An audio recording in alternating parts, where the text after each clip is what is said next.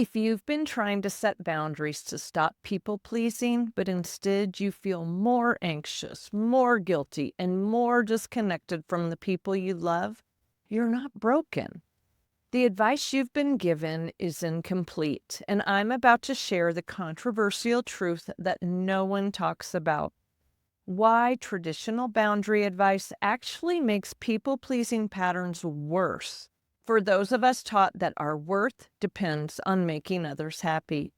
Hey there, I'm Lynn Carpenter with Blissful Heart Coaching, and I've spent the past 8 years helping women break free from people-pleasing patterns through my Unbridled Authenticity coaching method.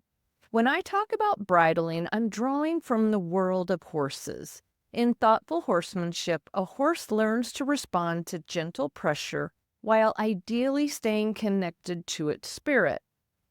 But many of us as humans internalize the pressure around us so deeply that we began to bridle ourselves, suppressing our true thoughts, emotions, and desires to stay safe, accepted, and loved by the people we depended on.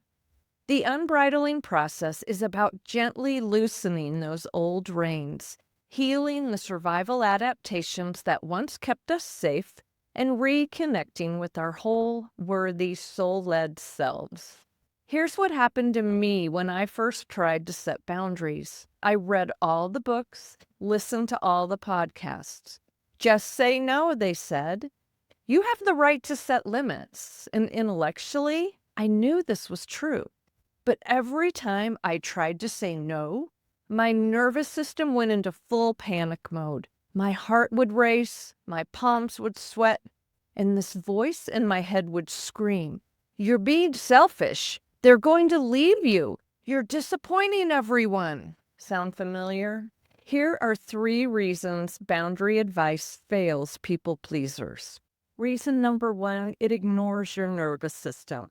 Traditional boundary advice treats this like a logical problem. Just think differently, they say. But people-pleasing isn't happening in your thinking brain. It's happening in your nervous system. Your body learned that saying no wasn't safe. Maybe disappointing someone meant losing love, approval, or even security. So your nervous system created a survival strategy. Always say yes. Always be helpful. Always put others first. When you try to set a boundary, your nervous system thinks you're in danger. It's trying to protect you the only way it knows how. Reason number 2 is that it skips the foundation work. Most boundary advice jumps straight to the how to say no, how to set limits. But it completely skips the foundational question. What are you actually protecting? If you don't know your authentic values, what truly matters to you at a soul level, then your boundaries feel arbitrary and guilt-inducing.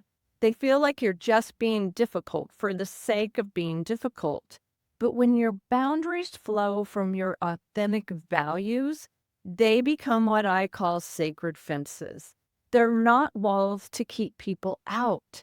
They're protective containers to protect what's most precious to you. Reason number 3, it creates an internal tug of war. Traditional boundary advice pits your people-pleasing parts against your boundary-setting part.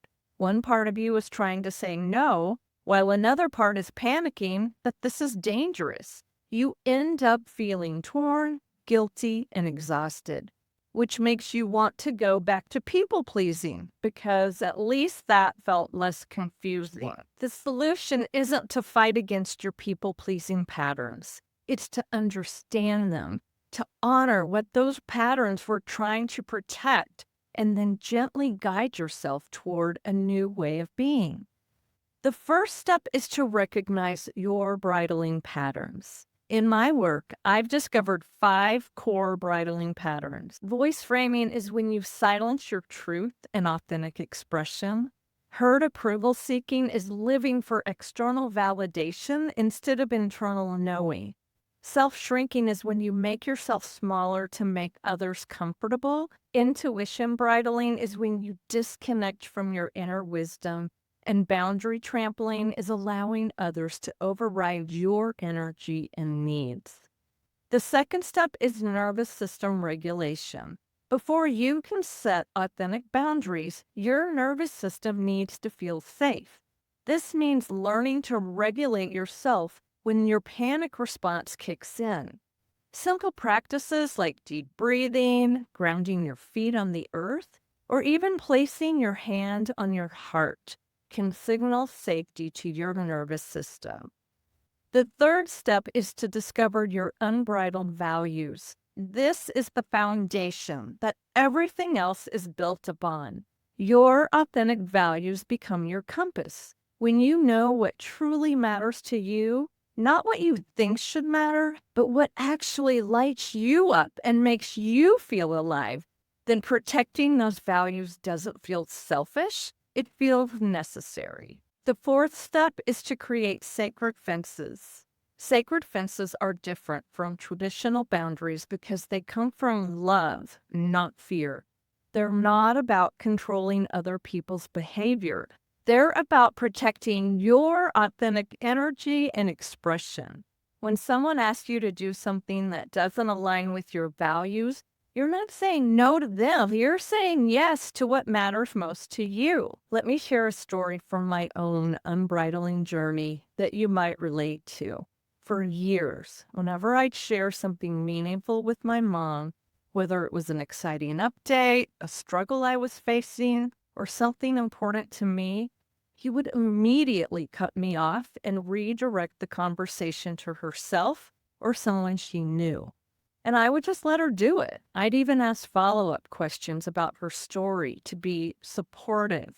While inside, I felt unimportant, invisible, and resentful. But using my unbridled values as my compass, I realized that what mattered most to me was authentic connection, real, mutual, present connection where both people are seen and heard.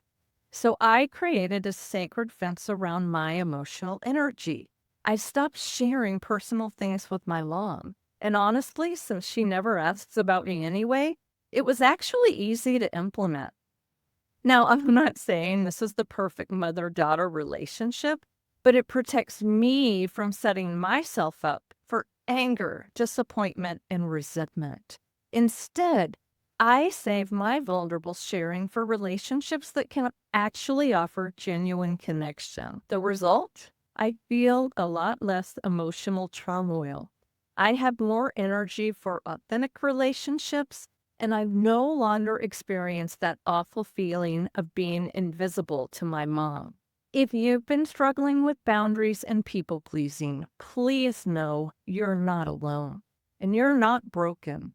The advice you've been given just wasn't designed for your nervous system. The path forward isn't about becoming someone different.